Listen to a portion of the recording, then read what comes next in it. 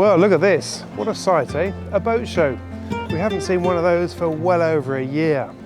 In fact, the last one I went to was Düsseldorf 2020 in January. And quite a lot's changed since then. And armed with my trusty notebook, I feel like a little bit of a boat spotter, but I really can't wait to get down there and go and see what's been going on. So we're at the first boat show of the season. And we're here in Southampton at Ocean Village, and it's the South Coast Boat Show hosted by MDL Marinas. And I guess the fact that the pandemic has put the whole sport and indeed the industry in many ways on hold, I think this show is going to be particularly interesting to find out what's been going on and to provide a catch-up as to what's now on the market. Now, as you come down the ramp onto the pontoons, one of the first boats you come across is this one, the Arcona 435. She's a Swedish-built performance cruiser. She's a beautiful boat, and she was actually the winner in her category in the European Yacht of the Year in 2019. I remember looking at her then during those trials and being very struck by what an impressive boat this is. And you see her in the flesh now and you can sort of see why. But this is one I want to keep my eye on later on in the season, maybe even get out on a test on her again.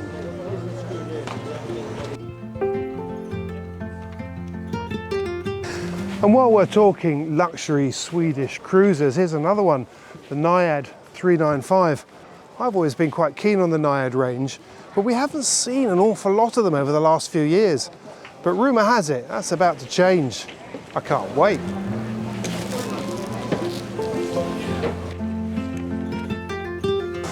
Just down the road, so to speak, in Denmark, is X-Yachts, home of this boat, the X49.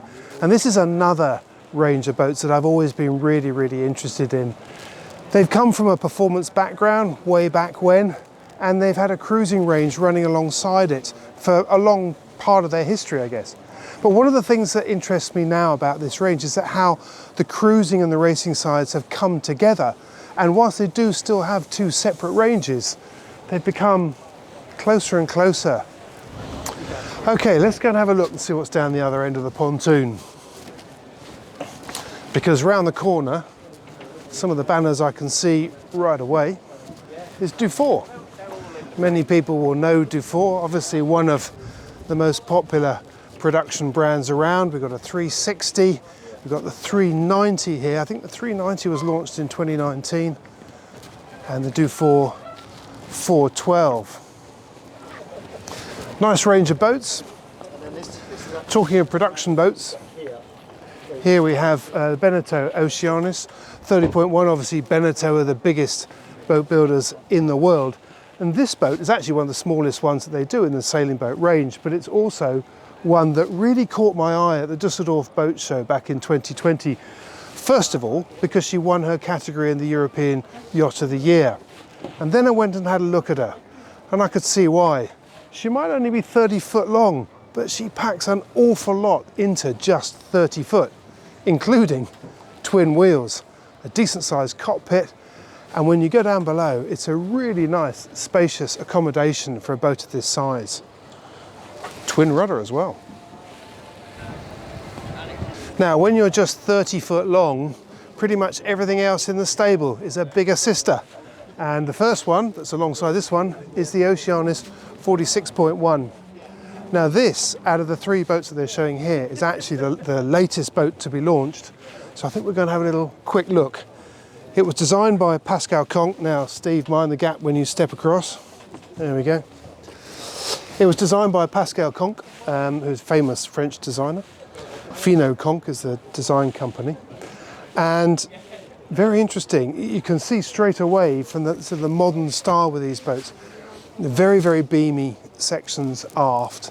This is sort of the style of the day at the moment, often with a chine towards the back end, often with twin rudders nowadays, which all makes for a very powerful hull and a great performance boat.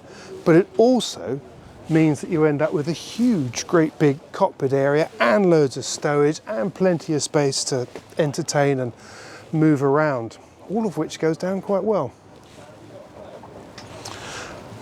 Of course, the other thing that big, beamy forms like this deliver is plenty of volume down below. So let's go and have a quick look.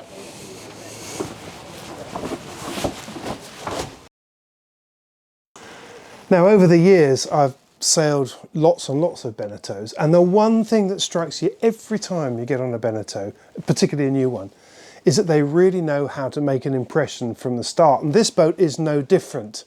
Essentially, its layout is as you would expect a production boat, really.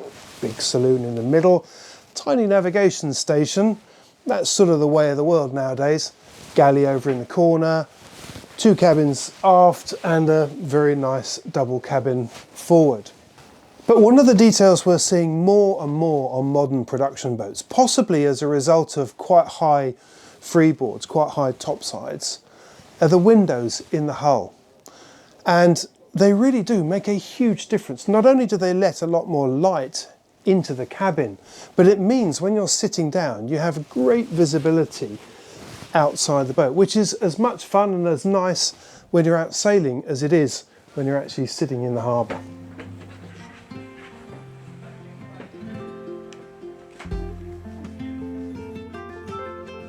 Now, of course, I've only had a very sort of quick look at it, and first impressions often count, don't they? And I wouldn't mind betting that this boat does pretty well, actually. She's got a very nice, as I say, spacious cockpit down below. It's a very modern interior, there's plenty of space, she's got a really nice galley, got a nav station and the rest of it. But the funny thing is, the thing that strikes me, I think, most about this boat is that it doesn't seem that long ago, it probably was, that Oceanis, the Oceanis range, was the, let's face it, the bog standard production cruising boats. And they were the kind of boats that you'd find bashing around on charter and the rest of it, and they weren't particularly glamorous. They did the job well, but they weren't particularly glamorous. This raises the game quite considerably. But of the 3 Beneteaus that are here, the biggest sister is the Oceanis 54, which is this boat here. I'm particularly interested in this boat because although I haven't sailed this boat, the Oceanis 54 is actually based on the first 53, which was launched a couple of years ago and was a terrific boat. And I did sail that a little bit, and she was a fantastic boat, very quick, very slippery boat, and very popular with all the judges at the European Yacht of the Year awards. But this boat shares the same hull, but her deck's different. But she's still got a few little things that are very similar, like this around here, which is quite interesting. It's the walkway as you come round this way up onto the side deck. It's actually, apart from a little step here, it's sort of a seamless sort of walk through. And for a cruising boat, this is fantastic. It's clean, open, uncluttered, no pad eyes, no tracks, no cars to trip over. Secure with the bulwarks here, high garb wires, grab rail here. We've got the chain plates out here. You can also see these tracks here, jib tracks here. She also does have the facility to have a self-tacking jib, which you can obviously see from that track there. But a really clean, tidy, well-organised deck layout. And when you look backwards, well, I mean, what a wide deck that is, and the volume underneath there is enormous because modern day cruisers now have much more sort of slab topsides, which opens up the volume inside and creates a huge amount of space. So let's go and have a look. But just before we do actually pop down below, look at the helm position here with the pedestal, everything close to hand, twin wheels, everything close to hand, including the 2 winches, and you can control lines. So the ability to be able to sail from here, looking forward, straight up on the weather side, and adjusting the jib sheets or the main sheet or tweaking something else, it's all very close to hand. It's powered winches as well, of course. But yeah, lovely setup. I have to say, I am, particularly at this size of boat, a big fan of the twin wheel system, particularly on such beamy boats. Because otherwise, with a single wheel, you end up way onto the centre line, towards the centre line of the boat, where it's difficult to see forwards and the rest of it. But here, I've got a perfect line of sight straight up the windward side deck, or the leeward side, whichever you're on. Right, let's have a look down below.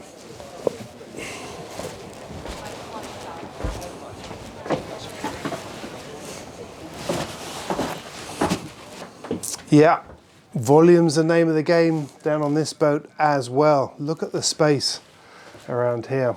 On the face of it, once again, the layout, broadly speaking, is quite traditional. Saloon seating area, sort of amidships, a galley over on the port hand side, 2 cabins further aft, and then heads over on the starboard side aft, and a very nice owner's double forward.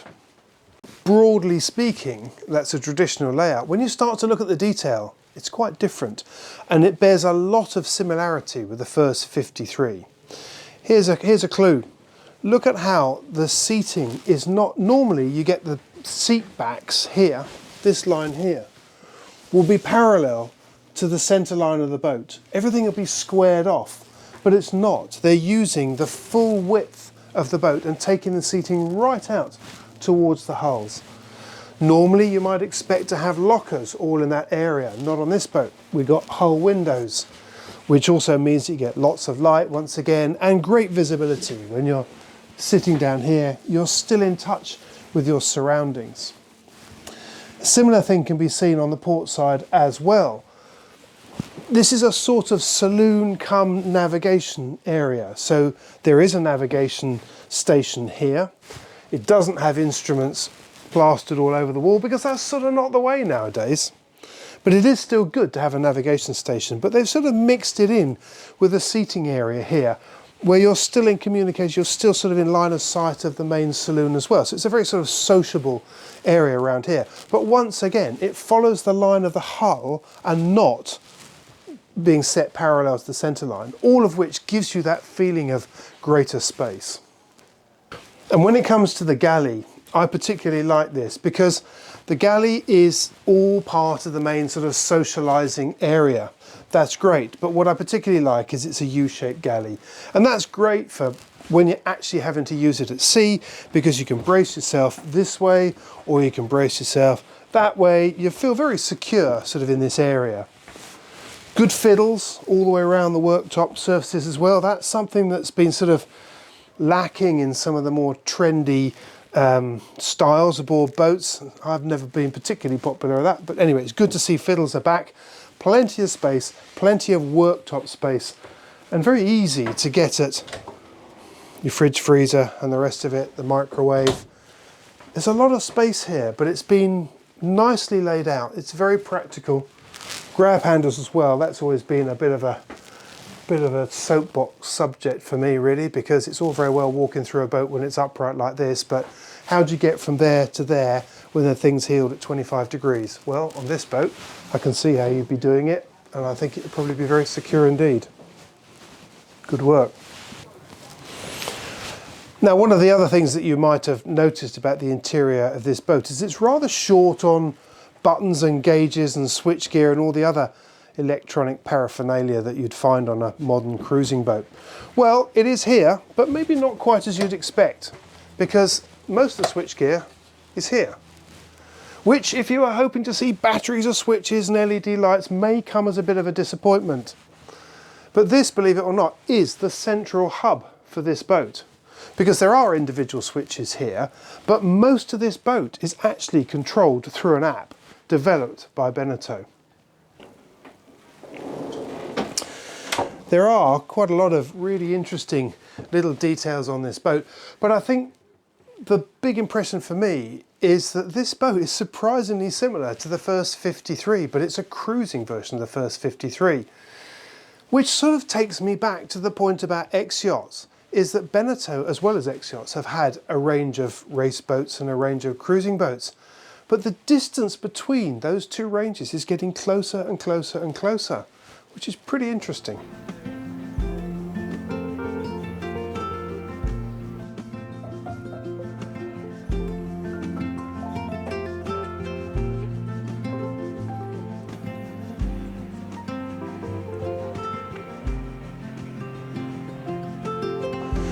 Now, during the pandemic, when everything seemed to be shut down, this was one of the few new boats that got launched. Unfortunately, not many people actually got to see her because, as you know, we couldn't go anywhere. But she's here now, and I've been wanting to look at this boat for some time. It's the Elan GT6. Now, the Elan range is built in Slovenia. They're very well known for their production boat ranges. And with each iteration of new design, they've just got that little bit bolder each time. Well, this one looks like being a big step further forward. So the GT6 is very much in keeping with the modern trend. Very beamy boat, slab topsides, a chine in her hull, twin rudders, mini dinghy garage here, fold down bathing platform, and of course, twin wheels once again. But there are a few twists. A barbecue setup outside.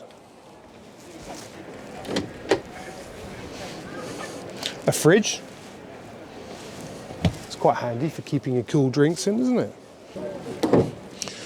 So on the face of it, several of the ingredients that you'd expect to find on any modern cruiser, including, of course, very spacious cockpit seating.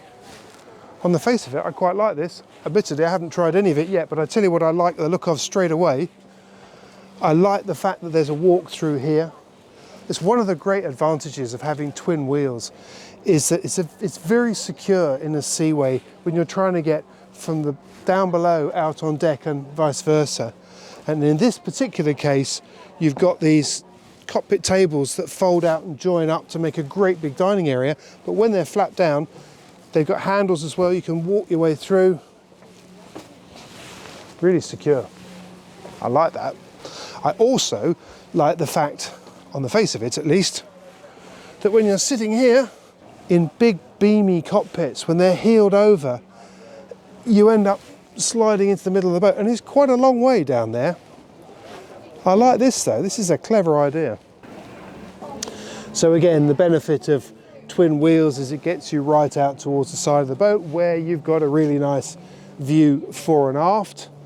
But also on this boat, you've got the benefit of having all the control lines coming back to a powered winch right next to the wheel. And I can see from the top here, we've got the main sheet, the reefs, the spinnaker halyard, main halyard, Genoa furling. We've got pretty much everything we need to run the boat from back here. I like that. Not so sure about the lack of footrests down here. I think I'd like to see something that I could brace myself against.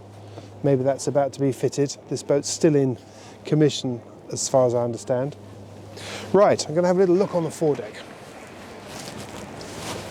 One thing that did catch my eye was the short bowsprit out on the front, which is sort of part of the design. Very handy, obviously, for flying an asymmetric cruising chute or kite, but also rather handy for stowing the anchor underneath there as well. That's rather nice. Recessed furler, that's quite interesting on a production cruising boat, because that gets the tack of the jib down towards the deck, and it just makes for a more efficient sail, because it sort of gets it closer and creates more of a sealing effect, even if it doesn't seal it completely against the deck. I like that, that's good. Jib tracks here, chain plate out to the full width, so it's a non-overlapping or barely overlapping headsail, and a nice clean walkway once again through, which quite a lot of security here, isn't there? I mean, the guard wires, pretty good height, fairly modest sized bulwarks, but at least you can get your feet against them when the boat's heeled over if you're coming down the leeward side, and very little to trip up on. I like it. Now, when it comes to the design of the Elan range, Humphrey's Yacht Design have been behind pretty much all of the new models for many years now. And this boat's no exception. But there's another design team that were involved with this one, and that was Studio Porsche. Maybe that's a hint or a clue as to why externally she looks a little bit more radical than we're used to seeing. So in a way, I was expecting to see the same down below. And maybe you could say she is. But what strikes me about the interior that I hadn't sort of expected when I came down is this is much more like, dare I say it, a traditional deck saloon type configuration, where we've got the seating and the social area in a raised area in the middle of the boat, and then we've got the galley set lower and further forward in the boat. It's quite interesting. I mean, this is a format that you'd see a lot on deck saloon and pilot saloon configurations going back years. Interesting.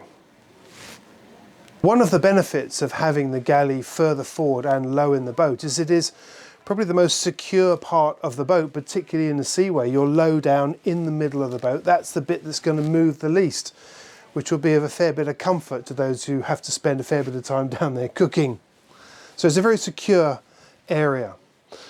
Another thing that strikes me about the saloon accommodation is how it goes right out to the inside face of the hull, so getting the full width of the boat.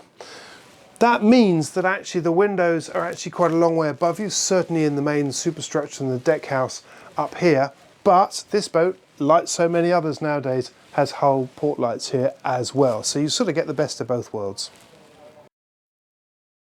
The double cabin forward for the owner, very nice ensuite heads and shower in there. Yeah, I think if I was going to have a boat of this size, a cruising boat of this size, I think I'd like to have my owner's suite forward, because particularly if you're cruising in the Med or anywhere where you moor stern to, this is the quietest part of the boat to be when you're at rest. It might not be the most comfortable when you're underway, but you've got other sea berths to sleep on when it comes to that, but good arrangement. Interestingly, actually, given her rather extreme looks on the outside, quite traditional on the inside. So here's another example of how the racing and the cruising community have come closer and closer together, at least in the style of the boats. Solaris, the Italian manufacturers of luxury cruisers, have been moving in this direction more and more over the years. This is the Solaris 44. It was originally launched in 2018, but really we started seeing boats come onto the water around 19, and it's been very popular, and it's easy to see why. It's a beautiful looking boat from the off with its flush side decks, its low profile coach roof, big open cockpit, twin wheels. It's a lovely boat. Now at first sight, if you just looked at the cockpit in isolation, you might think, well, that's a race boat. Certainly looks like one, maybe aside from the teak decks, but as far as the layout is concerned, it looks just like a race boat. But this is very much a cruising boat, and the clues you can see in where the clutches are and the winches are. This is a boat that's been designed to be handled by pretty much by just two people, the helmsman and a crew, or even just the helmsman if necessary. All the control lines on both sides are led under the deck back to these batteries of rope clutches, two winches here, easily within reach of the helmsman on both sides of the boat. That not only makes it easy to handle, but it also means that the forward area of the boat is clutter-free. There are no ropes flailing around there. It's a non-overlapping headsail, so you don't have a clew that comes all the way back, and so consequently you don't have the jib sheet flapping around through every tack. The forward seating area is a very safe and comfortable area to sit, and yet it looks like a racer. One of the things that I really like about the Solaris range, in fact there's two things I like about the Solaris range. The first is that they're very understated. It's modern, it's stylish, it's sleek, but it's understated. And the other is the quality of the build. It's been a little while since I've been on a Solaris, but I have followed their progress and tested a number of their boats over the years. And one of the things that is an absolute given on these boats is the standard of craftsmanship. Particularly in the joiner work. It's absolutely beautiful, and when you start to look at the detail in this boat, you realise why they're held in such high regard. But for all the modern sleek styling out on deck, when you come down below, you start to see the true shape of the hull. And I hesitate to say that she's traditional. She's not traditional in that sense, but she's certainly not as extreme as some of the slab-sided hull forms that we're seeing in modern production boats. But she does have some of the other attributes that we're seeing on a lot of boats now, in particular the hull windows. It seems there's barely a boat that's designed or built nowadays that doesn't have them, and every time you sit down and look out from here, you can see why. I mean, you're just so much more in touch with what's going on around you. But this is a clever balance on this boat, because this boat's got those windows there, but they've also got the lockers up here and plenty of light that comes in through the skylights and through the windows in the coach roof as well. It's a very cosy, stylish, modern and beautifully built boat. Now, among the trends that we're seeing in sailing at the moment, one of the most interesting ones, I think anyway, is the move towards multi-hulls, particularly cruising multi-hulls. In the Mediterranean, they've taken off over the last few years, and a lot of people who've been on a charter will come back thinking, why did we ever squeeze ourselves into a monohull that heels over? But one of the interesting things on top of that is that that growth is starting to happen further north, up in the UK and around waters around here. I'm here on the Nautitech 40 Open with Hannah from Key Yachting. Hannah, tell me a bit about what's happening with multi-hulls, because it does feel like they're becoming more and more popular up here. Absolutely. We really just cannot get enough of these boats from our builder, Nautitech.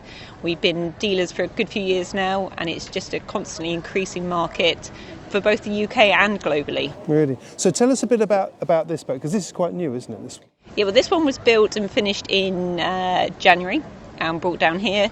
We've actually had over 200 of the 40 built since they first were produced. It's a Mark Lombard design, so it's all about sailing, but it's got a huge amount of lifestyle quality on board, spacious 3 or 4 cabin layouts. And it's just a great lifestyle cruising, platform, really. It seems I've sailed a few. I haven't sailed this one, but I've sailed a few of the modern sort of cruising boats. And one of the things that struck me whenever I've done it is that performance has come a long way in cruising multi-hulls nowadays, isn't it? It's more and more important, because I think the market's changed, that people want to be able to go cruising and they want to be cruising with all the family. So you've got to tick a lot of boxes. And having a catamaran where you can go and sit at anchor and enjoy life and sail from port to port, everybody wants boats to do more now. They can't just be, single monohulls. They've got to tick every box for the whole family. But I guess the problem, or at least my perception of the problem up here, is where space is limited.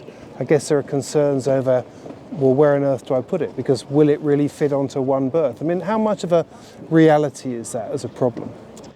There is consideration of that, and there are certain marinas that aren't set up for it. But I believe as the market grows, more and more marinas are actually adapting to suit these great boats, because that's what the market's demanding. So it's a changing scene all the time. But a lot of these boats won't spend a lot of time in marinas. They actually spend a lot of time at anchor, which is what the real joy of sailing these boats is about. So this is a 40-footer. Is there anything significant? How do people view a 40-foot cat in this country? Well, a 40-foot cat really does give people the huge amount of space that you would equate with 50 or 60-foot monohull, where actually it's the length of these boats that would become an issue here in the UK. So you're getting a lot more boat for your money and a lot more space on board. So it really does, 40 foot is a great size.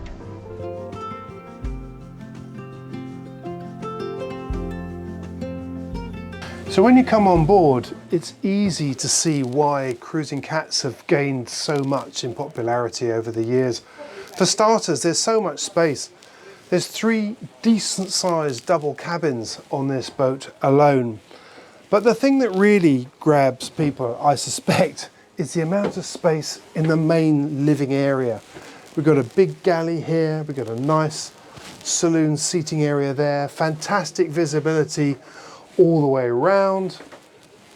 Got a very nice big cockpit space out there, but a covered cockpit space. It's all part of the same social area. Very easy to move around on, very easy to socialise and work. And of course, probably one of the most important things of all, which sounds a little bit banal to say it, but one of the biggest appeals is that none of this heels over. And that'll be a big attraction to a lot of people, not least those who don't like monohulls and living at 30 degrees. But in practical terms, as many people, including myself, discovered the first time I took a cat on a charter, is that you can get underway much, much more quickly than you can in a monohull. You don't spend the first hour of the day clearing everything up and stowing it behind lockers so that it doesn't fall out. You're not going to heel over, it doesn't slide off the table. You can pretty much pull out the sails, and head off. It's a great way to go cruising. And every now and then I forget, but I've been reminded now I'm on this boat. Might just have to go and do it again soon.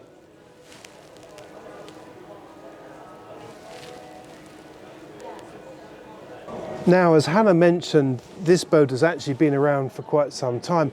And one of the things I really like about it on deck is the helming position. Quite a lot of modern cats we're seeing with helming positions that are quite high up in the boat. And personally, I'm not a big fan of that. I like to be low down where the motion is better, but also where you've got a good view. And here you've certainly got a great view forward along the side deck, really good visibility. And because of the visibility through the deck house, you can actually see down to leeward pretty easily as well. Plus, not only is it really secure here, but you've got the winches and control lines all close to hand, including the jib sheet there, all close to hand. So I would imagine, not that I've sailed it, but I would imagine it's a very easy boat to sail. Well, it turns out that at the first boat show of the year, the first for a very long time, there are many more boats than there are available hours in the day to go and see them, at least on the first day. But it's been absolutely fantastic to get back on the pontoons, to get in touch and see what's been going on in the scene, see some of the new boats, see some of those that are popular that have been around for quite some time. And it's been great to get back and start talking to people. Bring on a few more shows, I say. See you then.